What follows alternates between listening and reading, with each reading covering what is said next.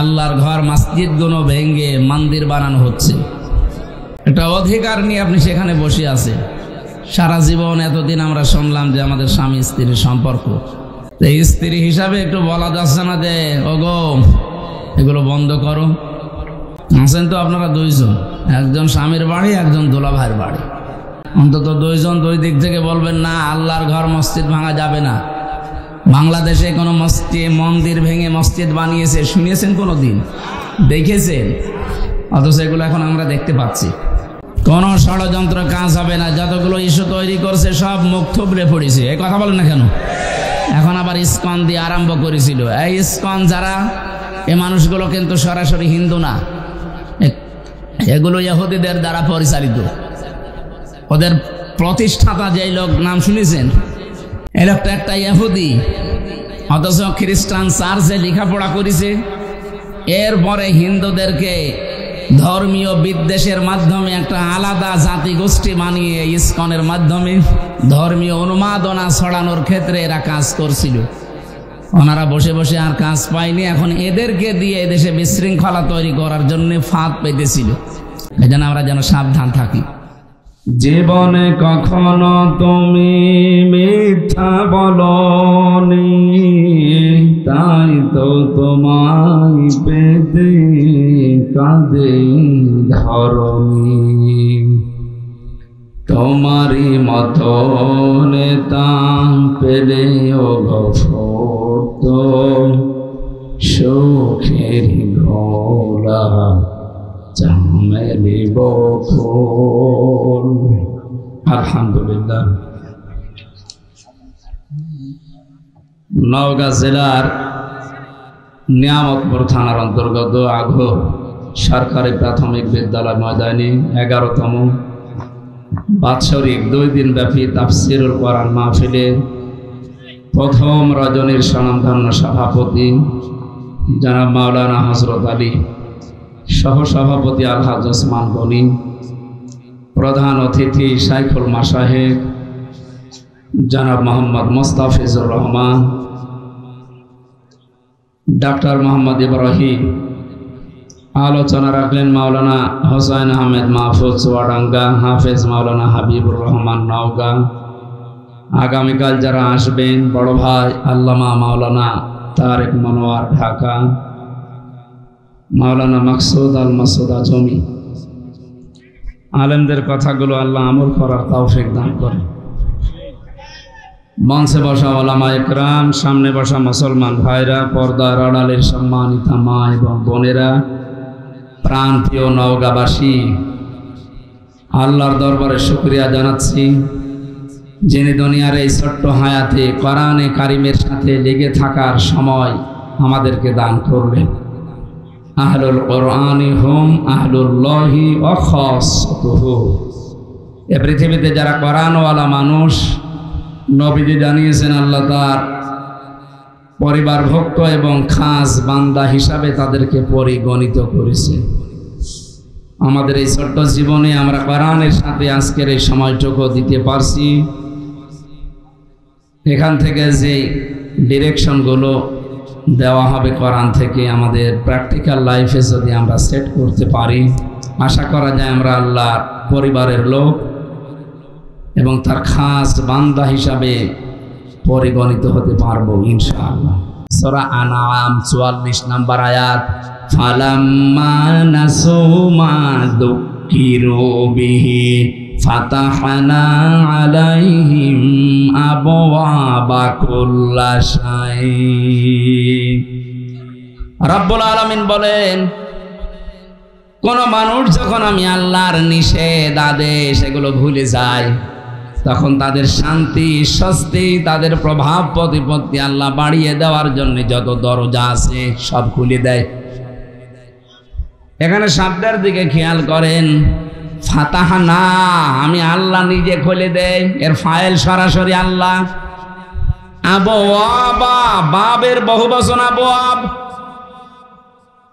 একটা আমার পড়ার পরে মনে হচ্ছে আল্লাহ মনে হয় 2024 সালের 5 আগস্টে নাজিল করিস, অথচ এটা নাজিল হয়েছে 1500 বছর আগে। সুবহানাল্লাহ বলতে পারেন না? একটু খেয়াল করে দেখেন মিলছে কিনা। যখন মানুষ আল্লাহর আদেশ নিষেধ ভুলে যায়, তখন আমার আল্লাহ তাদের জন্য যত নিয়ামতের দরজা আছে, যত রকমের শান্তি স্বস্তি আছে সব খুলে দেয়। তাদের প্রভাব প্রতিপত্তি ক্ষমতা টাকা পয়সা সব বাড়তে থাকে। কোরআন যে যত অ্যাক্টিভ ভাবে মনোযোগ সহকারে মনোনিবেশ নিয়ে শুনবে, আল্লাহ তখন তাকে তাড়াতাড়ি হেদায়েত দান। এই জন্য যেহেতু আমরা আরম্ভ করছি কোরআন দিয়ে, খুব অ্যাক্টিভ ভাবে শুনবেন। বিশ্বনবী মুহাম্মদুর রাসূলুল্লাহর চাইতে এত বড় সুন্দর ব্যাখ্যা দুনিয়ায় কেউ দিতে পেরেছে? কেউ পারবে কিয়ামত পর্যন্ত? তার এক একটা কথার ওজন কত দুনিয়ার চাইতেও ওজনওয়ালা বেশি ছিল, অথচ তিনি সবচাইতে বেশি জীবনে কথা বলেছিলেন বিদায় হজের ভাষণের দিন, মাত্র 27 মিনিট। কয় মিনিট? এই 27 মিনিটের ভেতরে এত কথা ছিল, কিয়ামত পর্যন্ত মানুষ শুধু চিন্তা ভাবনা করবে, এর কোল কিনারা পাবে না। আমরা ঘন্টার পরে ঘন্টা কথা বলি, আমাদের কথার ভেতরে কোনো মাল ম্যাটারেস নেই। এদিন আমি বলিয়েই যাই, আপনি শুনিয়েই যান না, এরকম আমরা আর করতে চাই না। আমাদের যারা দায়িত্বশীল, তিনি আমাদেরকে জানিয়েছেন যখন জনগণের সামনে কথা বলবেন, ওই আসালি পাঁচালি উল্টা পাল্টা কথা বলে সময় নষ্ট না করে সরাসরি কোরআনে প্রবেশ করে মূল কথাগুলো যত তাড়াতাড়ি পারা যায় মানুষকে বোঝানোর চেষ্টা করে, মানুষকে আখিরাতমুখী করেন। ওয়াজ মাহফিল, তাফসির মাহফিল, এইগুলোতে এসে রাজনৈতিক বক্তব্য থেকে একটু দূরে থাকা দরকার। আমাদের যারা দায়িত্বে আছে তাদের নির্দেশনা এটা আমরা মেনে চলবো ইনশাআল্লাহ। এখানে রুহের খোরাক এবং আখিরাতের পুঁজি যেন তৈরি হয়, সেই জন্য সবাই মিলে এই আয়োজনে ইনভলভ আছে নাকি? এটা কি শুধুমাত্র যারা ইসলামী আন্দোলন করে তাদের অনুষ্ঠান? বলেন, মানুষ পদবাচ্যে আমরা যারা বিবেচিত, অনেক হিন্দু পর্যন্ত আশপাশে দাঁড়িয়ে আছে, কারণ এই এলাকা হিন্দু অধ্যুষিত। ওয়াইন আহাদুম মিনাল মুশরিকিন ইস্তাজারাকা ফাজিরহু হাত্তা ইয়াসমা কালাম আল্লাহ। আল্লাহ বলেন, হে নবী, মুশরিকদের কোন দল যখন, যারা আল্লাহকে বিশ্বাস করে না, কোরআনকে যারা বিশ্বাস করে না, এরাও যদি কোরআন শুনতে আসে, এর বাণী এত মধুর ভাবে আমি আল্লাহ বানিয়েছি, ওদেরকে আপনি নিরাপদে এটা শোনার ব্যবস্থা করে দেবেন। সুতরাং আশপাশে যারা শুনছেন, আপনি স্থির ভাবে আল্লাহর কোরআন শোনেন। এটা যেমন মুসলমানের জন্য, এটা অমুসলিমের জন্য। কালকে আপনারা জানেন পরিবারের 5 জন সদস্যর 4 জন এসে মুসলমান হয়ে গেল চাঁপাইনবাবগঞ্জ কানসাটে। ওর মাকেও বলেছিল, ওর মা বলেছে না, আমি এখন হব না। বাবা, 2 ছেলে 1 মেয়ে, 4 জন এসে কোরআনে কারিমের এই তাফসির ওরা বসে বসে শুনছিল। 1 ঘন্টা 15 মিনিট কথা বলেছিলাম। এরপরে এসে বলছে, আমাদের ধর্মে আমরা আর থাকতে চাই না, শান্তির ধর্ম পৃথিবীতে একমাত্র ইসলাম, আপনি আমাদেরকে ইসলামে দীক্ষিত করান। কয়েকদিন আগে দিনাজপুরে হয়েছে 10 জন, এর আগে চাঁপাইনবাবগঞ্জ চুয়াডাঙ্গায় হয়েছিল 2 জন, এর আগে গাইবান্ধায় 1 জন। এভাবে মানুষেরা কোরআনের আশপাশে আসলে, এর সংস্পর্শে আসলে যেন মনে হচ্ছে যে এরা শান্তির ধর্ম পেয়ে যাচ্ছে। কারণ পৃথিবীর কোনো ধর্মের ভেতরে শান্তি নেই। ইন্নাদ দীনা ইনদাল্লাহিল ইসলাম, এই যে সেলমন থেকে ইসলাম এসেছে, আল্লাহর কাছে মনোনীত জীবন ব্যবস্থা, ধর্ম যাই বলেন, শান্তি, এটা ইসলাম। এটা কি? টাকা পয়সা অর্থ সম্পদ ক্ষমতা থাকলেই মানুষকে আল্লাহ শান্তি দেবে, এ কথা কোনো জায়গায় দেয়নি। আরো জানিয়েছে, যাদেরকে ক্ষমতা দিয়েছি এই মানুষগুলোকে অপমান করার সম্ভাবনা, অপদস্থ করার সম্ভাবনা বেশি। কুলিল্লাহুম্মা মালিকাল মুলকি তুতিল মুলকা মান তাশা ওয়া তানজিউল মুলকা মিম্মান তাশা ওয়া তুইজ্জু মান তাশা ওয়া তুযিল্লু মান তাশা বিয়াদিকাল খায়র ইন্নাকা আলা কুল্লি শাইইন কাদির। সূরা আলে ইমরানের 26 নম্বর আয়াতে আছে, খুব খেয়াল করে। আল্লাহ বলেন, নবী আপনি বলেন, ক্ষমতার একচ্ছত্র মালিকানা আমি আল্লাহর। এটা আমরা বিশ্বাস করি তো? বলেন না কেন? এই আয়াত যারা বিশ্বাস করে কোরআনে কারিমের, তারা মরণের আগ পর্যন্ত কথা বলতে পারেন না যে ক্ষমতার উৎস জনগণ। ক্ষমতার উৎস জনগণ, এ কথা বিশ্বাস করেন কারা? হাত তোলেন তো। কয়েকজন, তাহলে ঠিক আছে, ওরা মনে হয় হিন্দু হবে। আল্লাহ সারা আলে ইমরানের 26 নম্বর আয়াতে বলে দিচ্ছে, আপনি এরপরও বিশ্বাস করেন না? তার আয়াত কি মিথ্যা মনে হচ্ছে? কুলিল্লাহুম্মা মালিকাল মুলক, আল্লাহ বলেন আপনি বলেন যে আমি কিন্তু রাজত্বের মালিক, যাকে ইচ্ছা তাকে দেই, যাকে ইচ্ছা নামিয়ে দেই। 2024 সালের আগস্টের 5 তারিখে ক্ষমতা থেকে নামিয়ে চরমভাবে অপমান করেছে, এটা কি ছাত্র জনতা না আল্লাহ? এটাও বিশ্বাস করেন? এটা আমরা তো এখন বিশ্বাস করছি, অথচ কোরআনে কারিমে 1500 বছর আগে আমার আল্লাহ এই সংক্রান্ত একটা আয়াত দিয়েছেন। আপনি দেখেন 2006 সালের এই অক্টোবর মাসের 28 তারিখে এই বাংলাদেশে যখন জসিম ভাইয়ের মতো মানুষকে পিটিয়ে হত্যা করার পরে তার লাশের ওপরে ড্যান্স দিয়েছিল, এটা শোনেননি কোনোদিন? দেখেননি?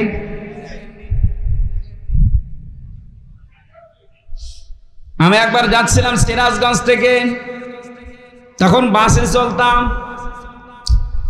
ড্রাইভারের পেছনে বসে আছি। ড্রাইভার সাহেব একেবারে রাস্তার মাঝে একটা কুকুর আছে, কুকুরের গার উপর দিয়ে না দিয়ে বাম দিয়ে চালিয়ে দিল, গাড়ি একটু ঝাঁকি দিয়ে উঠিস। জিজ্ঞাসা করলাম আপনি এমন করলেন কেন? এখন তো অ্যাক্সিডেন্ট হয়ে যেত। তোর আপনি দেখেন না একটা মরা কুকুর পড়ে আছে, মানে তো মরা, ওরা ডবল করে মারলে কি আর না মারলে কি ও টের পাবে? ড্রাইভার আমার দিকে ঘুরে বলছে, হুজুর আপনি কি আসলেই হুজুর? আপনি কেমন হুজুর? হ্যাঁ, আপনি দেখেন যে একটা মরা কুকুর পড়ে আছে, আমি ডবল করে মারবো, আমার বিবেক নেই? হ্যাঁ, এই কথা শোনার জন্য আমি ছিলাম। একটা মরা কুকুর আপনি ডবল করে মারতে পারলেন না, আপনার বিবেক বাধা দিল। অথচ আমাদের দেশে আশরাফুল মাখলুকাত মানুষকে সাপের মতো পিটিয়ে মারার পরেও মানুষ লাশের উপরে ড্যান্স দিয়েছে। এদেরকে কেউ মানুষ বলতে পারেন? বলেন। আপনি নিজেই বলছেন না এই কাজ যারা করেছে 2006 সালের অক্টোবরের 28 তারিখে তারা মানুষ না। এটাকে কেউ মানুষ বলে আপনি গণ্য করেন কে? আপনি হাত তোলেন তো। না, এরা মানুষ না, কারণ কুকুর পর্যন্ত দুনিয়ায় কাজ করে না যে একটা কুকুর মরে গেছে আর একটা যে লাফাচ্ছে, এক কথা বলেন না কেন? এ দৃশ্য দুনিয়ায় দেখার পরে আমার মনে হয়েছিল, আল্লাহ এইরকম স্বৈরাচারী, এইরকম জালেম, এরকম বড় নৃশংস হত্যাকারী মানুষদেরকে কোনোদিন বাংলার জমিনে ক্ষমতা দেবে না। অথচ আল্লাহ ঠিক 2 বছর পরে তাদেরকে আবওয়াবা কুল্লাশাই, যত রকমের শান্তির দরজা দুনিয়ায় আছে সব আল্লাহ তাদেরকে দিয়ে দিল। 9 সাল থেকে শুরু করে এই যে 24 সাল পর্যন্ত আয়াতটা পড়েছি কতদিন আগে, অথচ মিলাতে পারছিলাম না। আল্লাহ বলেন হাত্তা ইযা ফারিহু বিমা উতু, এই মানুষগুলো যখন আমার দানকৃত এই বস্তু নিয়ে আনন্দে মেতে আছে, আত্মহারা হয়ে গেছে, আমি আল্লাহকে ভুলে গেছে, আখাযনাহুম বাগতাতান, আমি আল্লাহ নিজে হঠাৎ করে তাদেরকে ধরলাম। এই যে আখাযনা একালিফ টান আছে, এটা জমা মোতাকাল্লিম। আল্লাহ বলেন আমি নিজে ধরেছি, হোম মানে তাদেরকে, বাগতাতান মানে আকস্মিক ভাবে। আপনি 2024 সালের 5 আগস্টের সাথে একটা মিলে যাচ্ছে। 15.5 বছর তাহলে ধরলো না কেন? 5 বছর পরেই মনে হয়তো আল্লাহ মনে হয় ধরবে ধরবে ধরবে। আল্লাহ বলেন কেন ধরিনি জানো? আমি ধরিনি তাদের এই কারণে, মানুষগুলোকে আমি ছাড় দিতে চেয়েছিলাম, দেখি কত দূর যেতে পারে। এমন জায়গায় তাদেরকে আমি হিট করলাম। আখাযনাহুম বাগতাতান, এই বাগতাতান মানে আকস্মিক ভাবে, হঠাৎ করে, যে দুপুরের খাবার খাবে সে সময়ও পায়নি। 5টা মিনিট সময় নেবে যে জাতির উদ্দেশ্যে একটা ভাষণ লিখবো, আল্লাহ বলেন না সময় নেই, কারণ আমি বাগতাতান ধরেছি আমি নিজে। ফাইদাহুম মুবলিসুন, তারা হতাশ হয়ে গেছে। এই হতাশা থেকে এখনো পর্যন্ত অনেকে বের হতে পারে না, এই জন্য এখন সুর তুলেছে যে আমি পদত্যাগ করিনি। এত বড় শয়তানি কথা আপনি বলতে পারলেন?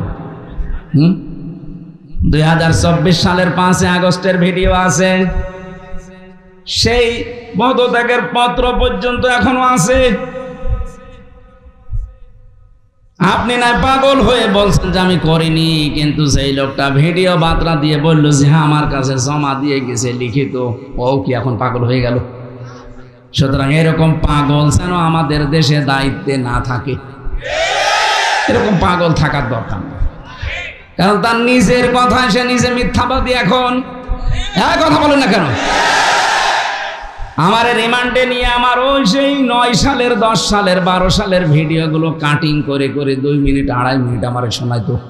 আগের কথাও নেই, পরের কথাও নেই, মাঝখানে এখানে প্রসাব করিবেন, না করিলে 50 টাকা জরিমানা, এরকম বিষয় দিয়ে দিয়ে আমারে যেমন মানসিক যন্ত্রণা দিয়েছিলেন। আমার মনে হয় যে মানুষগুলো এখন 24 সালের 5 আগস্টে বললেন যে এই যে পদত্যাগপত্র সই করা স্ট্যাম্প করা দুনিয়ার মানুষ দেখেছে, কত পত্রিকা কোন টিভি মিডিয়া দেখেছে, হঠাৎ করে আপনাকে কোন পাগলে কামড়িয়েছে? এখন কোন কারণে আপনি এইটা বলছেন যে না আমার কাছে কোনো দলিল নেই? আমার মনে হয় না কেউ ঠিক আমার মতো রিমান্ডে নিয়ে এটা দেখানোর দরকার। এই দেখে এনা তার কাট সাট করা লাগবে না, আসলটা দেখালেই হবে। এই যে দেখেন, আমারে তো এইটাই দেখিয়ে বলেছিল যে আপনি বলেছেন, মানে হ্যাঁ বলেছি, কিন্তু আগের কথা কই? আমি তো কথা বলতাম তখন 1.5 ঘন্টা 2 ঘন্টা, আগের কথাও নেই, পরের কথা নেই, মাঝখানে 1.5 মিনিট 2 মিনিট হয়তো ওই রকম হয়ে গেল। শেষে প্রসাব না লাগলেও বলে আমি করি, 50 টাকা জরিমানা দেওয়া লাগবে। আমার মনে হচ্ছে ওনাকে এখন এরকম কোন পাগলে কামড়িয়েছে। হঠাৎ করে আপনি কোথা থেকে সুর তুললেন যে আমার কাছে দলিল নেই? দলিল তো সারা দুনিয়ায় এখন আছে। আপনি তো মিথ্যাবাদী হয়ে যাচ্ছেন, মানুষ আপনাকে কিন্তু পাগল বলবে। আর কোন পাগল দেশের দায়িত্বে থাকবে, দেশের 18 কোটি মানুষ মানবে না। এই মুবলিসুন হয়ে গেছেন, ফাইদাহুম মুবলিসুন, পাগল হয়ে গেছে। হঠাৎ করে তারা হতাশ হয়ে পড়েছে। এই মানুষগুলো যে হতাশ হয়ে পড়েছে, এর পরের শব্দে আছে ফাকুতিয়া দাবিরুল কওমিল্লাযিনা যালামু।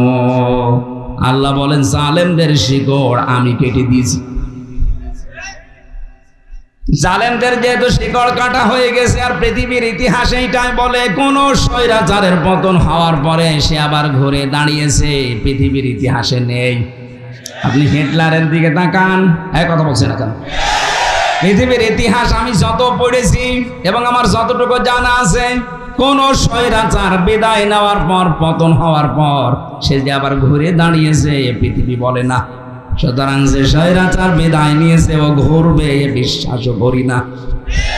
যারা এখনো আশায় বুক বেঁধে আছেন, নিজের ভবিষ্যৎ নষ্ট করবেন না। এখনো পর্যন্ত চাই আছেন, যদি জনগণ জেনে ফেলে যে আপনিও এখনো ঠ্যাং ভেঙে ফেলবে। আমরা তো এই জন্য মাওলানা মামুনুল হক জেল থেকে বের হয়ে বারবার বলছে যে দেশে যারা জালেম ছিল, জালেমদের আপনারা তালিকা করে করে ছবি দিয়ে মোড়ে মোড়ে টাঙিয়ে দেন, এরা যেন কিয়ামতের আগে আর ঘুরে দাঁড়াতে না পারে। আমরা চাই এদেশে সবাই যেভাবে অধিকার নিয়ে বাস করে সবাই বাস করবে, শুধু আপনার দল করলে আরামে থাকা যাবে। আর আমরা কি ভেসে এসেছি? এজন্য ক্ষমতা দিলে আমার আল্লাহ তাদেরকে এই দুনিয়াতে শান্তি স্বস্তি একেবারে কিয়ামত পর্যন্ত দিয়ে দেবে, সম্মান না এরকম কথা নেই। বরং ক্ষমতা দেওয়ার পরে অনেককে আল্লাহ এমন অপমান করেছে, এই অপমানের কোনো শেষ নেই। ওয়ালাহুম আযাবুম মুহিন, আল্লাহ বলেন অপমানজনক শাস্তি দিয়ে ঘিরে ফেলেছি। পৃথিবীর ইতিহাস এটা পাল্টাবে না। 100 বছর পরে হয়তো এখানে আমরা কেউ থাকবো না, কিন্তু ইতিহাসটা লেখা হবে।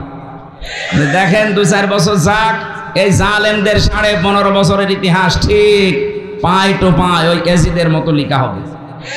অ্যাসিডকে 1500 পরে যখন এমন মানুষ এখন ঘৃণা করছে, জালেমদের ইতিহাস যখন লেখা হবে তখনও মানুষ পৃথিবীতে যারা থাকবে তারা ঘৃণা করবে আর বরদোয়া দেবে। এখন যদি কোনো হিন্দুকে এলাকায় বাস করে যারা হিন্দু বলেন যে ভাই আপনার ছেলে হয়েছে 10,000 টাকা দেবো, ছেলের নাম অ্যাজিদ রাখেন, নাম হলো অ্যাজিদ গালি একটা। এরকম সময়ও পৃথিবীতে আসবে যাদের নাম অনেক সুন্দর সুন্দর, এই নামগুলো আল্লাহ গালি মানিয়ে দেবে। এটা পৃথিবীর ইতিহাস। আল্লাহ বলেন আশ্চর্য, ইতিহাসের কসম দিয়েছে পৃথিবীর সব কিছু উলট পালট হয়ে যেতে পারে, ইতিহাস কিন্তু মানুষ এটা সত্যকে সব সময় চেপে রাখে, ওগুলো সময় হলে বাস্ট করে দেয়। এই জন্য আমরা এমন কোনো কাজ যেন না করি, ইতিহাস আমাদের আস্থা করে যেন নিক্ষেপ না করে। এই জন্য ক্ষমতা পেলেই আপনি শান্তিতে থাকবেন, আপনার সম্মান বৃদ্ধি হবে না, এটা মিথ্যা কথা। কোরআন বলছে ক্ষমতা দিয়েও মানুষকে আল্লাহ অপমান করতে পারে। আমরা সম্মান কোথায় পাওয়া যায় সেই দিকে এগিয়ে যাবো ইনশাআল্লাহ। আজকের আলোচনার বিষয় সতর্কতা। কি বললাম? এই সতর্ক বাণী দিচ্ছে কে? সূরা শুআরা থেকে একটা আয়াত পড়েছি, আল্লাহ সতর্ক বাণী দিচ্ছেন আমাদেরকে। বিশ্বনবী মুহাম্মদুর রাসূলুল্লাহ সাল্লাল্লাহু আলাইহি ওয়াসাল্লাম নবুয়ত পাওয়ার পর নবীজিকে আল্লাহ যে সমস্ত আয়াতগুলো দিয়েছিলেন প্রচার করার জন্য প্রাথমিক অবস্থায়, তার ভেতরে এটা একটা, ওয়ানদির আশিরাতাকাল আকরাবিন, হে নবী আপনার নিকটবর্তী যারা আছে এদেরকে সতর্ক করেন। এই আয়াত থেকে প্রমাণ হয় কোন মানুষ যদি দাওয়াতি কাজ আরম্ভ করতে চায় তাকে নিকটবর্তী থেকে শুরু করা লাগবে। আমার সবচাইতে নিকটে থাকে আমার স্ত্রী, আমার সন্তান, আমার বন্ধু, আমার মা বাবা। কথা বলেন না কেন? এই জন্য আমরা যদি দাওয়াতি কাজ আরম্ভ করি আমাদের নিজেদের বাড়ি থেকে শুরু করা লাগবে। আমি এখান থেকে চলে যাচ্ছি আমেরিকা, অথচ আমার বউ নামাজ পড়ে না, আমার ছেলে এখনো ডাল খাওয়া ছাড়েনি, এখনো বাবায় অভ্যস্ত। কোন কারণে আমার অত দূর যাওয়া লাগবে? আমি আগে ঠিক করা লাগবে আমার নিজের স্ত্রীকে, আমার সন্তানকে। কারণ আল্লাহর নির্দেশ হচ্ছে ইয়া আইয়ুহাল্লাযীনা আমানু ও আনফুসাকুম ওয়া আহলিকুম নারা। ইমানদার যদি দাবি করো নিজেকে আগে জাহান্নাম থেকে বাঁচাও, এরপরে তোমার হাল পরিবার যারা আছে তাদেরকে চেষ্টা করো। এই আয়াত থেকে প্রমাণ পাওয়া যায় দুইটা, নিজে জাহান্নামের আগুন থেকে বাঁচা ফরজ। কি বলেন বলেন? কিন্তু আহাল পরিবারকে বাঁচানো ফরজ না, চেষ্টা করা ফরজ। আমরা চেষ্টা করে যাবো, চেষ্টার বিভিন্ন ধরন আছে। বাংলাদেশে বহু ইসলামী দল তাদের কর্মসূচি দিয়ে পরিবার থেকে রাষ্ট্র পর্যন্ত মানুষকে বাঁচানোর, সতর্ক করার চেষ্টা করছে। আপনাদেরকে আমি আহ্বান জানাই, কোন দলে যদি ইনভলভ হয়ে নাও থাকেন, পরিবারে প্রতি সপ্তাহে 2 দিন নিজের স্ত্রী, মা বাবা, সন্তান সন্ততি এদেরকে নিয়ে বসে কোরআনের কোনো আয়াত থেকে, নবীর কোনো হাদিস থেকে তেলাওয়াত করে ব্যাখ্যা সহ একটু শোনান। 15 মিনিট, আধা ঘন্টা, 1 ঘন্টা পরিমাণে যদি সপ্তাহে 2 দিন করেন দেখবেন পরিবর্তন আসতেছে। নবীকে আল্লাহ যখন আয়াতটা দিলেন, বিশ্ব নবী ফিরে আসলেন, সর্বপ্রথম তার নিজের স্ত্রীকে আল্লাহর নবী দাওয়াত দিয়েছিলেন, সঙ্গে সঙ্গে স্ত্রী দাওয়াত কবুল করেছেন। শুধু করেন নাই তা না, 5টা জিনিস হযরতে খাদিজা বলেছিলেন নবীকে। এখানে আমরা যারা স্বামী আছি, এই স্বামীগুলোর জন্য যদি কোনো স্ত্রী এই 5টা কথা বলতে পারে, সে স্বামী যেন বিশ্বাস করে সে নবীর আদর্শের উপরে আছে। এই খুব খেয়াল করবেন। বিশ্বনবী যখন ওহী নিয়ে আসলেন, ডাক দিয়ে বললেন, ইয়া খাদিজা সাম্মিলুনি সাম্মিলুনি, আমাকে ঢেকে দাও, আমি ভয় পেয়েছি, আমার মনে হচ্ছে আমি আর বাঁচবো না। হযরতে খাদিজা বলেন, কি কি হয়েছে আমারে শোনান। ওরা কাহিনী তাকে শোনালেন যে এরকম একজন এসেছিল, বুকে চাপ দিয়ে আমারে 3 বারের পরে বলিয়েছে, ইকরা বিসমি রাব্বিকাল্লাযী খলাক। হযরতে খাদিজা আয়াতগুলো শোনার পরে তিনি বললেন, হে আমার স্বামী, হে আবুল কাসেম, কাসেমের পিতা, আপনি ভয় পাবেন না। আল্লাহি মা ইখজিকাল্লাহু আবাদান। প্রথমের শব্দেই তিনি আল্লাহর কসম দিলেন। কাল্লা, আল্লাহি কখনোই না। যিকরা লিল মুমিনিন। হে নবী, যে কিতাব আপনাকে দিয়েছি, এটা দিয়ে যখন মানুষদেরকে সতর্ক করবেন, তখন আপনার মনের ভেতরে কোনো সংকীর্ণতা, কোনো দ্বিধাদ্বন্দ্ব, ভয় ভীতি, সংশয়, সন্দেহ, এগুলো যেন আপনার মনে জায়গা না পায়। তাহলে কোরআন আমরা যারা প্রচার করতে আসি, কে বেজার হবে, কে খুশি হবে, এইদিকে তাকাতে গেলে চলবে? বলেন।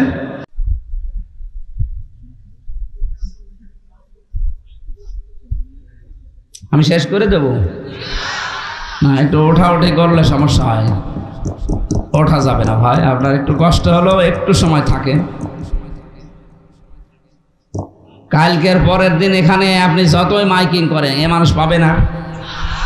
সুতরাং পরিবেশ যদি আপনার কারণে নষ্ট হয়, খুব বেশি প্রয়োজন না হলে উঠবেন না। দেখা যাচ্ছে একেবারে আপনার কাজ শেষ, তখন উঠে চলে যাবেন। আর আমার মনে হয় যুবক মানুষ না ওঠায় ভালো। হ্যাঁ, যুবক মানুষও যদি 1-1.5 ঘন্টা বসে থাকতে না পারে, তো ও বিয়ে দিলে ওর বউ টেকবে। শেষে তো বদনাম হয়ে যাবে নওগাঁ জেলার। এই জেলায় কিন্তু আর কেউ মেয়ে বিয়ে দেবে না, কারণ এখানে বহু মেয়ের বাপ বসে আছে। কথা বলে না কেন? উনি শুধু ওয়াজ শুনতে আসে না, উনি মেয়ে জামাই খুঁজতেও এসেছে। এই জন্য আপনি যেন এরকম ভুল করেন না, শেষে যে দেখবে যে তো না। নওগাঁবাসী এবার নিজের সাথে মিলাবেন হাদিসটা। খাদিজাতুল কুবরা রাদিয়াল্লাহু তাআলা আনহা তিনি বলেছিলেন, হে আমার স্বামী, ইন্নাকা লা তাসিলুর রিহমা। আপনি তো রক্তের সম্পর্ক ঠিক রাখেন, আপনি তো রক্তের সম্পর্ক নষ্ট করেন না। তাহলে আল্লাহ আপনাকে ভয় দেখাবে কোন কারণে? কোন জিন, ভূত, পরী যাই ভয় দেখায় মানুষদেরকে, কোনো কিছু আপনাকে ভয় দেখাতে পারে না, আমি বিশ্বাস করি। কারণ আপনি এই 15 বছর সংসারে আমি দেখলাম কোনোদিন রক্তের সম্পর্ক ছিন্ন করেননি।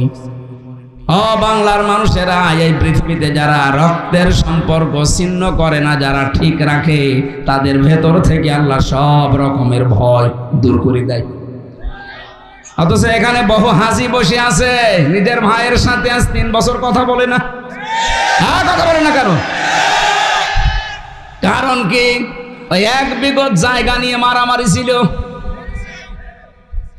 দুনিয়ার এই কোনো বিষয় নিয়ে কেউ যদি দুনিয়ার কোনো মানুষের সাথে, বিশেষ করে যাদের সাথে রক্তের সম্পর্ক আছে, এরকম কোনো মানুষের সাথে যদি আপনি সম্পর্ক নষ্ট করে দেন দুনিয়ার কোনো স্বার্থের কারণে, কোরআনে হাদিসে যা পাওয়া যায়, এরকম যদি 3 দিন কেটে যায়, কথাবার্তারা যদি আপনি ফিরে আসতে না পারেন, আপনি মারা গেলে বেঈমান হয়ে মরবেন, ঈমান পাবেন না। অথচ দেশে বহু মানুষ 3 দিন না 30 বছর ভাইয়ের সাথে কথা বলে না। আমি কুষ্টিয়াতে 10 সালে যে ওসি সাহেবকে পড়াতাম, যখন আমাকে গ্রেফতার করেছিল, ওর পরের বছর উনি আমারে বলতো মাঝে মাঝে যে আমার জীবনে বড় আফসোস, আমার দুঃখ, আমার নিজের আপন ভাই আমার সাথে আজ প্রায় 7 বছর কথা বলে না। কারণ কি? কারণটা হচ্ছে যে জমি ভাগ করার সময় মাত্র 1 বিঘত না 1 হাত জমি যেন একটু বেঁধে গিয়েছিল এই নিয়ে।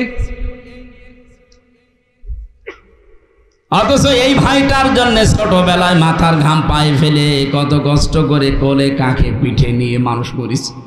ওই কথাগুলো একটু মনে পড়ে না আপনার? আপনার স্ত্রীর কান পড়ার কারণে আপনার ভাইয়ের সাথে আপনার রক্তের সম্পর্ক আপনি নষ্ট করে ফেলেছেন। আপনি বিশ্বাস করে নিতে পারেন, বিভিন্ন ভয় আপনার মনে আল্লাহ ঢুকিয়ে দেবে। আমি কথা বোঝাতে পেরেছি? আল্লাহ যখন সব সৃষ্টি করা শেষ, তখন এই যে রেহেম বলা হয়, যেটা রক্তের সম্পর্ক, এইটা আল্লাহর কুদরতি যে মাজা আছে এটা চেপে ধরলেন, ডাক দিয়ে বলেন রব্বুল আলামিন তুমি তো সবার জন্য সব করলে, তা আমার ব্যাপারে তুমি তো কিছু বললে না, আমার ব্যাপারে কিছু বলবা তো। আল্লাহ বলেন তোমার ব্যাপারে আমার কথা হচ্ছে দুনিয়ায় যারা সম্পর্ক তোমার সাথে রাখবে আমি তাদের সাথে আছি, যারা তোমার সাথে সম্পর্ক রাখবে না আমি আল্লাহ তাদের সাথে নেই। আপনি দেখেছেন বিষয়টা কত গভীর। যারা মানুষের সাথে সম্পর্ক রাখে না, বিশেষ করে রক্তের, নিজের ফুফু, চাচা, আপন ভাই, আপন বোন, মেয়ে, এই কথা বলছে না কেন? এই মানুষগুলোর যাদের সাথে সম্পর্ক ভালো না তাদের মনের ভেতরে বিভিন্ন ভয় ঢুকিয়ে দেবে কে? এখানে এরকম চরিত্রের মানুষ আছেন কারা? হাত তোলেন তো। কোন এলাকায় ওয়াজ দিয়েছেন আপনারা? তো সব আল্লাহর ওলি বসে আছে। আমার মনে হয় এলাকায় আগামী বছর আর ওয়াজ দেবেন না, আগামী বছর গান দেবেন। এই ভালো মানুষের সামনে ওয়াজ করে লাভ আছে? সত্যি কি এলাকায় এই হাদিসটা মেনে নেওয়ার মতো মানুষ নেই? রক্তের সম্পর্ক যদি সত্যি আপনার খারাপ হয়, আপনার নামাজ, আপনার রোজা, আপনার হজ করা সব মাঠে মারা যাবে, কিচ্ছু হবে না। কারণ আল্লাহ বলেন আমি সম্পর্ক কাট করে দেব ওর সাথে। তা আপনি কার কাছে সওয়াব পাঠাবেন বলেন?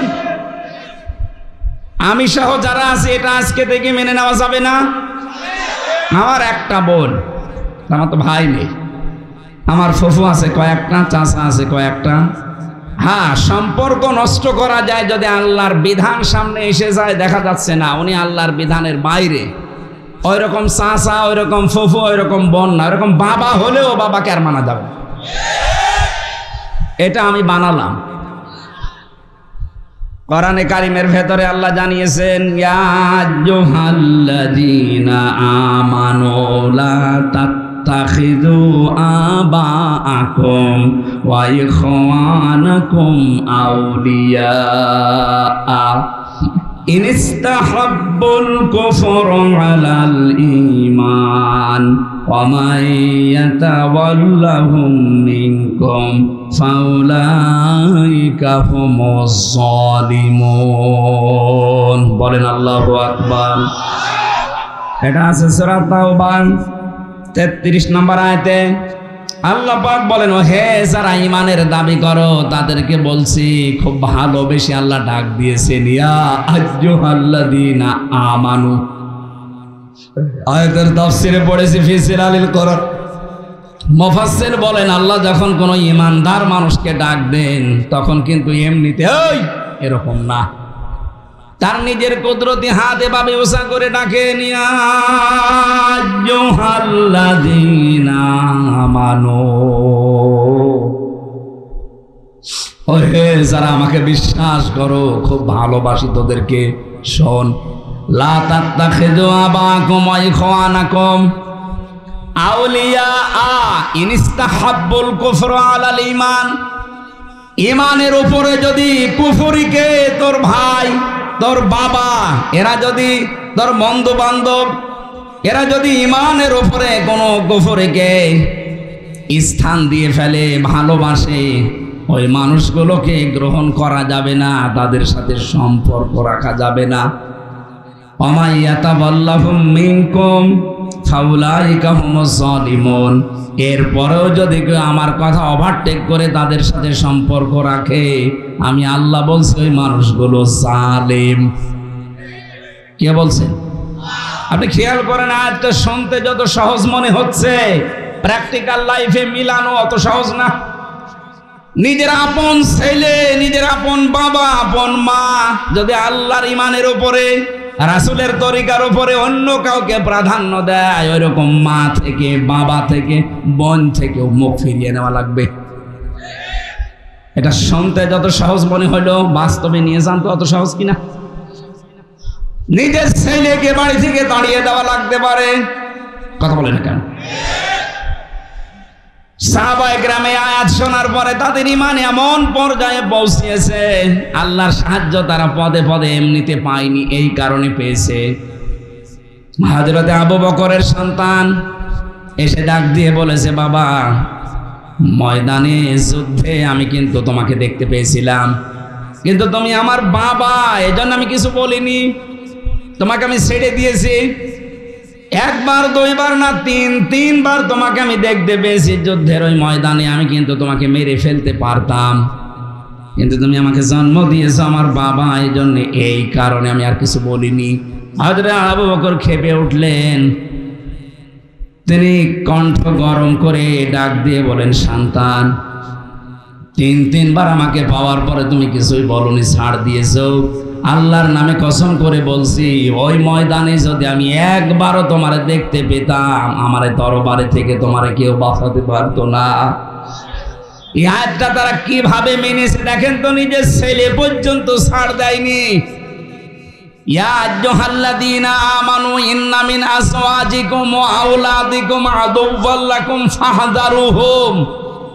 সূরা তাগাবুনের আয়াতের ভেতরে আল্লাহ জানিয়েছেন, ঈমানদারেরা, তোমাদের সন্তানাদি, তোমাদের স্ত্রী, তোমাদের সম্পদ, এগুলো কিন্তু মাঝে মাঝেই তোমাদের শত্রু হয়ে দাঁড়াবে, সুতরাং তাদের থেকে সতর্ক থাকবা। কে বলছেন? এই আয়াতটা আমি রিমান্ডে এক পুলিশ পেয়েছিলাম, পুলিশ অফিসার এএসআই, এক হিন্দু। এ বেটা আমারে যখন রাতের বেলা পাহারা দিচ্ছিল, এই আয়াতটা আমারে শুনিয়েছে। রাত 12টার পরে উনি আসলেন, আমাকে ডাক দিয়ে বলছেন, হুজুর আপনি আলেম মানুষ, আপনার নাম আমি শুনেছি ওর বাড়ির রাজবাড়িতে। আমার বলছে একটা আয়াত পড়ি, আপনি দেখেন তো কোনটা। আমি তো হাফেজ, আমার সব আয়াতে মুখস্থ আছে। দেখলাম সূরা তাগাবুনের এই আয়াতটা আমারে পড়ে শোনালো, তেলাওয়াত ভালো। কিভাবে কি? আমারে বলছে, আমি মিশনে ছিলাম, মিশনে যাবার পর একটা মুসলিম দেশে গিয়েছিলাম, সে এক হোটেল খাবার খেতে যেতাম। ওই হোটেলের যিনি মালিক, ওর ছেলেকে বয় বানিয়েছে, হোটেল বয়। আমি খাবার খেতে গেলে উনি হোটেলের যে চেয়ারে বসে আছে টাকা গুনতেছে, অথচ ছেলেটাকে বলে পানি দে, খাবার নিয়ে আয়, রুটি নিয়ে আয়। একদিন, 2 দিন, 3 দিন, এভাবে 2টা বছর আমি ছিলাম। তাদের ভাষা আমি আয়ত্ত করে ফেলেছি। ওনারা জিজ্ঞাসা করলাম একদিন, যে ছেলেটা শুনলাম যে আপনার নিজের, তা আপনি কি করে রেখেছেন? আপনি এত ধনী মানুষ, হোটেলের মালিক, আর ছেলেকে বানিয়েছেন হোটেলের বয়, আপনার কি বুদ্ধি শুদ্ধি নেই? উনি জিজ্ঞাসা করছেন যে আপনার বাড়ি কোথায়? বলে যে তুমি বাংলাদেশ, আমি বাংলাদেশ থেকে এসেছি। তখন ওনার ভাষা দিয়ে ওনারে জানিয়েছে যে আপনি বাংলাদেশের মানুষ। সারা পৃথিবীতে, বিশেষ করে আপনাদের এই অঞ্চলটা বাংলাদেশ, ভারত, পাকিস্তানের মানুষের ইসলাম মানা আর আমাদের এই মধ্যপ্রাচ্যের মানুষের ইসলাম মানা এক না। আমরা কোরআনকে অন্য কায়দায় বুঝি। উনি আমারে বলছিলেন, হুজুর, যে তারা কোরআন যেভাবে বোঝে, আমাদের বাংলাদেশে, ভারতে, পাকিস্তানে মানুষ কিন্তু ওইভাবে মেনে নিতে পারে না। ওনার কাছ থেকে আমি ওই দিন ওইটা বাস্তবে মিলিয়েছিলাম। তাই তো দোকানদার তাকে বলতে চেয়েছে যে বিদেশি, আমরা কোরআনে কারিমের সূরা তাগাবুনের আয়াতটা আমাকে যখন উনি শুনিয়েছে, ওই দিন থেকে আমি মুখস্থ করে নিয়েছিলাম। যদিও বাংলায় মুখস্থ করেছে, কিন্তু শুদ্ধ আছে আয়াতটা। আমারে ডাক দিয়ে বলছে, দেখেন, এই ছেলেটা হওয়ার পরে আমার 4টা দায়িত্ব ছিল। 1 নম্বরের একটা সুন্দর নাম রাখা, অর্থবোধক। এখানে অনেক বাবা আছে, আমি যেহেতু ঘটনাটা নিয়ে আনলাম কয়েক মিনিটে বলার জন্য, কয়েকটা শিক্ষা দিতে চাই। শুধু জন্ম দিয়ে ছেড়ে দিলেই বাবা হওয়া যায় না, তার একটা প্রথম দায়িত্ব অর্থবোধক নাম রাখা লাগে। এখানে অনেক বাবা এমন আছে, ছেলের নাম যারাই গেছে ও নিজে উচ্চারণ করতে পারবে না। আমার কুষ্টিয়ায় সেই দিন দেখলাম একজন দোকানের নাম লিখেছে মিহাদ স্টোর। ওনারে বললাম, ভাই কি এটা? বলছে আমার ছেলের নাম মিহাদ। মিহাদ মানে? বলছে আমি কোরআন শরীফে পেয়েছি বিসাল মিহাদ। আরে বেটা, এটার নাম হচ্ছে জাহান্নামের সর্বনিম্ন স্থান। বলছে না, আমি কোরআন পড়তে গিয়ে পেয়েছি। আমি একটা হাদিস বলছি, এবার যারা বাবা আছেন মোবাইল থাকলে তুলে নেবেন, অথবা কলম থাকলে লিখে নেবেন। আমি হাদিসটা বলছি, সন্তান জন্ম দিলে আপনাকে 11টা দায়িত্ব পালন করা লাগবে। কয়টা? যদি পালন না করেন, কিয়ামতে আপনি আসামি হবেন আল্লাহর দরবারে। 1 নম্বরে তার কানে আজান দেওয়া লাগবে, ডান কানে আজান, বাম কানে একামত। অথচ এটা আজ বিভিন্ন হাসপাতালে বাচ্চা হওয়ার কারণে, ক্লিনিকে এই সিস্টেমগুলো আমরা অনেকে তুলে দিয়েছি। এখানে আজান একামতের কোনো চেষ্টা হয় না, কোনো সিস্টেমও নেই। বের হওয়ার পরে শুধু টাকা নিয়ে দৌড়াদৌড়ি হয়, আমার বকশিস দেন। এই সিস্টেমটা নবীজি কেন দিয়েছেন জানেন? কারণ ও একটা আলাদা জগতে ছিল, ওখান থেকে নতুন একটা জগতে আসার পরে ওর কানের ভেতরে আওয়াজটা দেওয়া হচ্ছে, এখানে কিন্তু সব চাইতে বড় আল্লাহ।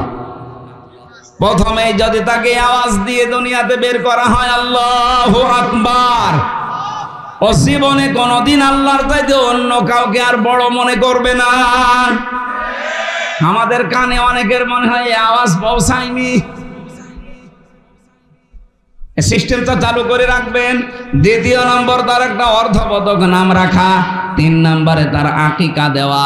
সমর্থ থাকলে এটা যদি 7 দিনে সুন্নাত দিতে পারেন, তাহলে বিপদ আপদ আল্লাহ দূর করে দেবে।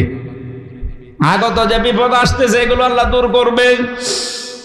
4 নম্বরে তাকে কোরআন শেখানো।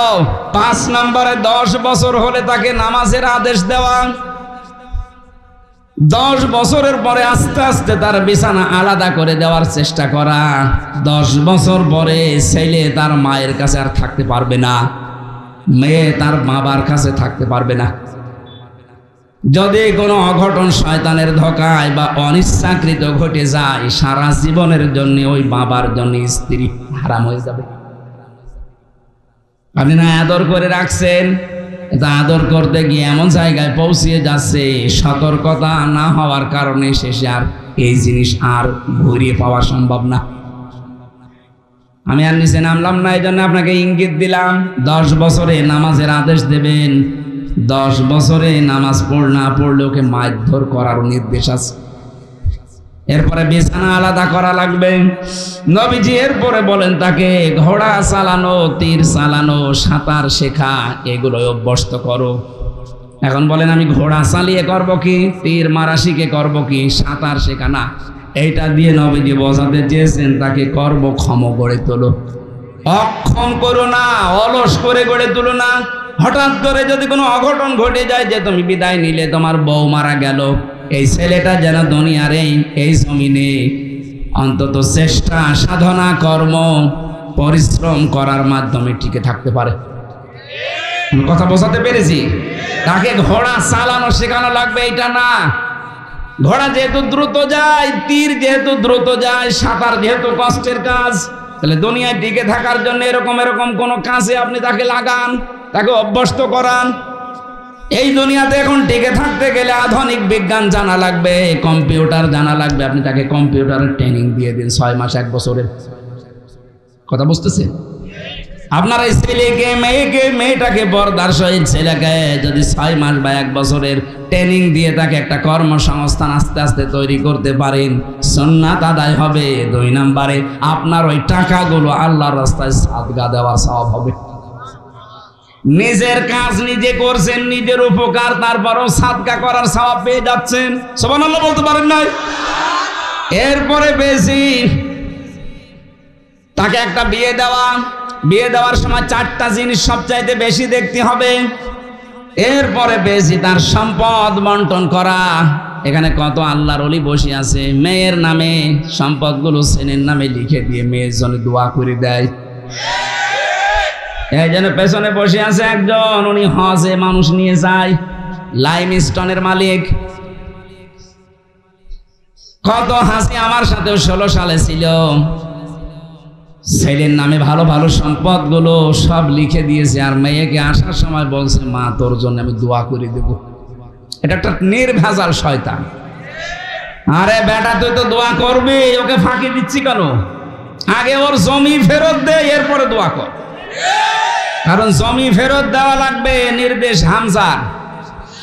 বলেন কার? এরপরে পেয়েছি তাকে একটা কর্মসংস্থান তৈরি করে দেওয়া।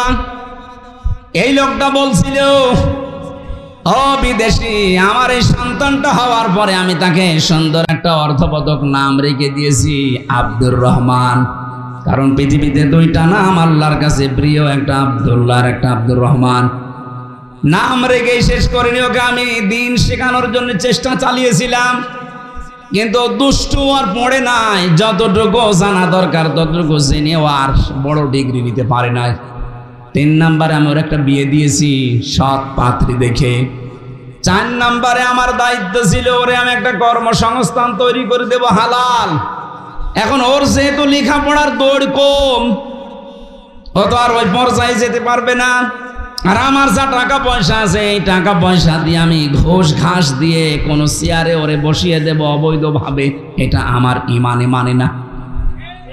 আচ্ছা, বাংলাদেশের সব বাবা সব বড় ভাই যদি এই হাদিসটা মেনে চলতাম যে ওর যা যোগ্যতা ও ওই পর্যন্ত যাক, আমি 35 লাখ টাকা দিয়ে ওরে এমন চেয়ারে বসাবো ও চেয়ারটাই নষ্ট করে ফেলবে, এই দেশে আমার মনে হয় কোনো দুর্নীতি আর হতো না।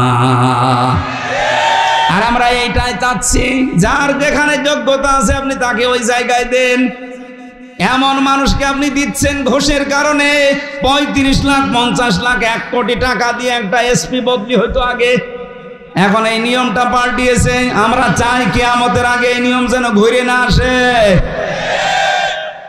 একটা থানার ওসি আমার কুষ্টিয়ার সদর থানা, মডেল থানা, আর ওদিকে সিলেটের বিশ্বনাথ থানা, এই 2টা থানায় বাংলাদেশের সব চাইতে বেশি ক্রাইম হয়। এই 2টা থানায় নাকি সন্তামি 15.5 বছরে ওসি আর টিএনও এগুলো যদি বদলি হতে কমপক্ষে 22 থেকে 35 লাখ টাকা আল্লাহর ওলিদেরকে দেওয়া লাগবে। দিয়ে যদি 35 লাখ টাকা দিয়ে আসে তো ওই টাকাগুলো ওর উপায় করা লাগবে না? কথা বলে না কেন? আর উপায় করতে হলেও 10 বছর যদি ওই থানায় ওসি থাকে, জীবনে ওই টাকা তুলতে পারবে না বেতন দিয়ে, শেষে অবৈধ পথে পা বাড়ানো লাগে।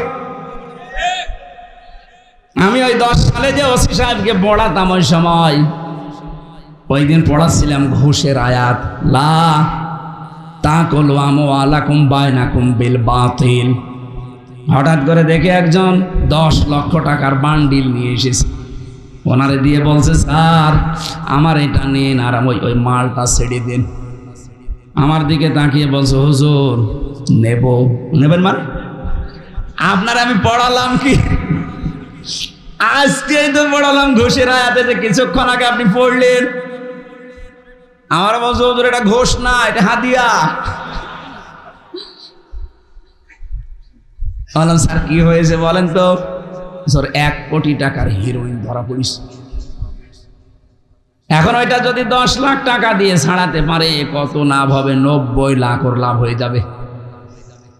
আমি বললাম, এ হাদিয়া কি সরকার আপনাকে এই 15.5 বছর দিচ্ছে না? ওই সময় 10 সাল ছিল কেবল, ওই এসেছিল 1 বছর। তা আপনাকে তো বছরে বছরে মাসে মাসে সরকারে হাদিয়া দেয়। বলেন তো, ওনার যে হাদিয়া, ওই হাদিয়া নিয়ে যদি কুষ্টিয়ার সদর থানায় মডেল থানায় টিকে থাকা লাগে, 2 বছরের জন্য হয়তো উনি এসেছে, 2 বছর না 10 বছর চাকরি করলো, ওই টাকা উঠবে না। আর এরকম হাদিয়া যদি মাসে 2-3টা হয়, বেতন এমনি উঠে যাবে। আমরা চাই এটা যেন আর ফিরে না আসে। আমিরে জামাত ডক্টর শফিকুর রহমান ঘোষণা দিয়েছেন, এই দেশে এমন পরিবেশ আমরা কায়েম করতে চাই, ঘুষ চাইলে হাত ভেঙে দেওয়া হবে। হ্যাঁ, এটা আমরা চাই না।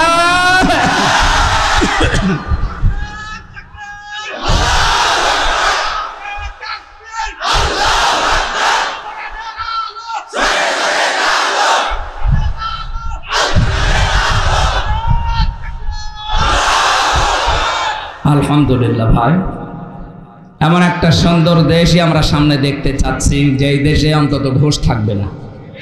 এটা যে কত বড় মারাত্মক কাজ। আমি ধরা পড়ার পরে আমার বাবার কাছ থেকে বলছে 10 লাখ টাকা দেন।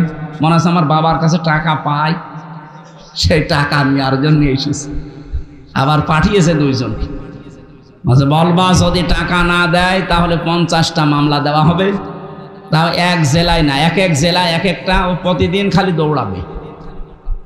তারপর আমার বাবা গ্রাম্য মানুষ, যে কোনো কায়দায় বিভিন্ন জায়গা থেকে ধার কর্জ করে করে 8 লাখ টাকা শয়তানদের দিয়েছিল। ও শয়তানরা তাদের কথা ঠিক রাখে না, আবার মামলা দিয়েছে। টাকাটাও নিল, মামলাও দিল, 3 বছর জেলও বিনা কারণে খাটাইল, এখন পালিয়ে বেড়াচ্ছে। এখন আমি চাই যে ওদের এরকম 3 বছর জেল হোক। আর ওদের কাছ থেকে এরকম 8 লাখ 10 লাখ না 50 লাখ টাকা নেওয়া, কারণ ওদের টাকা তো সব অবৈধ টাকা। তাছাড়া এই অন্যায় বন্ধ হবে। আবার সামনে আবার যারা আসবে ওরাও কিন্তু এই শুরু করবে যে নে 10 লাখ নে 20 লাখ নে। এই জন্যই তো আমিরে জামাত এই ঘোষণা দিয়েছে যে এই দেশে এমন পরিবেশ তৈরি করতে চাই, ঘুষ চাইলেই যেন হাত ভেঙে দেওয়া। দোকানদার বলছে ভাই আমার ছেলেটার যে যোগ্যতা ওই যোগ্যতা অনুযায়ী কোনো চেয়ারে ওকে বসানো সম্ভব না, এই জন্য আমার প্রতিষ্ঠানে হালাল কর্মজীবনে ওরে আমি লাগিয়ে দিয়েছি। ও যেই কয় টাকা বেতন পায় ওই নিয়ে ও আর ওর বউ চলতে পারে, অন্তত অবৈধ কোনো কাজ করে আমার বদনাম হবে, আমার আমল নামায় পাপের বোঝা ভারী হবে। আমি এইটা চাই না, কারণ এরা আমাদের শত্রু। এমন কোনো কাজ আমি করব না যে ওর জন্য আমার আবার জবাব দেওয়া লাগবে কিয়ামতে। আমরা যদি দেশের মানুষগুলো আজ এইভাবে বুঝতাম আয়াত আর এভাবে মানতাম, এদেশ থেকে এমনি আস্তে আস্তে দুর্নীতি দূর হয়ে যেত। কার জন্য আপনি এই করে যাচ্ছেন? কোরআনে কারীম বারবার সতর্ক করছে, আমাল হায়াতুদ দুনিয়া ইল্লা মাতাউল গুরুর। ও নওগাঁবাসী, আল্লাহ কিন্তু এই কথাটা বারবার কোরআনে দিয়েছেন। পৃথিবীর মানুষেরা, তোমার সন্তান, তোমার সম্পদ, স্ত্রী, মা বাবা, এমনকি দুনিয়ায় যত মানুষ আছে সব কিন্তু ধোঁকা। আপনার স্ত্রী আপনার জন্য ধোঁকা। আপনি কামাই করা বন্ধ করে দেখেন তো তার মন পান কিনা।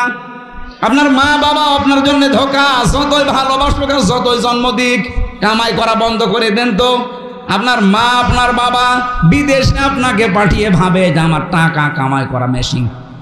আপনি অসুস্থ হয়ে মরে যান, পড়ে আসেন, 2-4 দিন কান্নাকাটি করবে, এরপর আপনাকেও ভুলে যাবে। কারণ পৃথিবীর নিয়মটা আল্লাহ এভাবে বানিয়েছে। কার জন্য আপনি কি করে অবৈধ ইনকাম করে কি করবেন বলেন? এই যে হাজী সেলিমের দিকে তাকান, ঢাকার অর্ধেক নাকি তার, অথচ এখন জেলখানায় পড়ে আছে আমাদের মতো। সেদিন আমার মামলার হাজিরা ছিল, এসেছিল কোর্টে, শিশুর মতো হাউমাউ করে কাঁদছে, তো কথা বলতে পারে না। নৌকা বলতে গেলে হৌকা বলে ফেলে, কথা ভালো বলতে পারে না, জড়িয়ে যায়। অথচ ঢাকার অর্ধেক শেষ, বৈধ হোক অবৈধ হোক ও সব করে নিয়েছে। কি হয়ে গেল এখন? তার যে সন্তানাদি দুইটাই মাতাল, দুইটাই আজে বাজে জিনিস খায়। চরিত্র বলতে কি আছে কিনা আল্লাহ জানে, তারও যে চরিত্র। এখন যদি যে মামলাগুলো দেখতে পাচ্ছি, কত মার্ডার মামলার আসামি সে, যদি ফাঁসি হয়ে যায় তো গেল, আর যদি জেল হয় যাবজ্জীবন 30 বছর জেল খাটা লাগবে। কি হইল তার সম্পদ? তার যে প্রভাব প্রতিপত্তি, পুরান ঢাকার সবই তার। কি হয়েছে? কিচ্ছু হয়নি। আপনার ওই কষ্টকে আপনার বউ, আপনার ওই ছেলে, ওই মেয়ে যে ভাগ নেবে। জেলখানায় একদিন তারা জেল খেটে বলবে যে আমি একদিন খেটে দিচ্ছি, দিলেও তো সরকার মানবে না। এ কথা বলে না কেন? এই জন্য কার জন্য আমরা কি করব? কখনো এ ভুল পথে আর যেন আমরা আমাদের জীবনটা নষ্ট না করি। আমি সহ যারা আছি আমরা যেন এই কাজে আর ইনভলভ না হই। দুনিয়ার সব ধোঁকা, এ কথা হামসার বলেন। নবীজিকে আল্লাহ পাক এই আয়াত নাযিল করে জানা, সতর্ক করেন ওদেরকে, পৃথিবীর এই ধোঁকায় পড়ে যেন ওরা আসল জীবন ভুলে না যায়। নবীজি আয়াতটা পাওয়ার পরে এসে ফাতেমাকে ডেকেছিলেন, ফাতেমা বলমা কুনতু বিদআম মিনার রাসূলি মা আদরি মা ইয়াফআলু বি ওয়ালা বিকুম। হে ফাতেমা, আমি কিন্তু নতুন নবী রাসূল না, আমার আগে বহু নবী রাসূল দুনিয়ায় ছিল। আর সিস্টেমই এইটা, দুনিয়ায় মানুষ আসবে চলে যাবে, আসবে চলে যাবে। আসল কাজ হচ্ছে দুনিয়ার এই ছোট্ট জীবনে আখিরাতের পুঁজি তৈরি করে কে কতটুকু নিয়ে যেতে পারে। আল্লাহর নবী জানিয়েছেন, আল কাইয়্যিসু মান দানা নাফসাহু ওয়া আমিলা লিমা বাদাল মাউতি। ওই লোকটাই আল্লাহর ভাষায় বুদ্ধিমান। এই পৃথিবীতে যেই লোকটা নিজে আখিরাতের জন্য কাজ করে আর আল্লাহর উপরে ভরসা করে। ওয়াল আজিজু মান তাবা নাফসাহু হাওয়াহা তামান্না আলাল্লাহ। ওই লোকটা বড় নির্বোধ, বড় পাগল, আখিরাতের কোনো কাজ কারবার তার নেই, আন্দাজে ভরসা করে আছে আল্লাহ আমারে মাফ করে দিবে। সুতরাং আমরা এরকম কোনো পাগলামি আর করতে চাই না। সতর্কবাণী যখন এসেছে আমরা সতর্ক হব। অন্তত এই হিন্দু অফিসার যেটা বোঝাতে চেয়েছিল, আমি ওই দিন অন্তত বুঝে ফেলেছি যে পৃথিবীর সব ধোঁকা। 3টা বছর আমি জেল খাটলাম, আমার মা বাবা, আমার স্ত্রী, সন্তানাদি কেউ আমার এই কষ্টের ভাগ নেয়নি।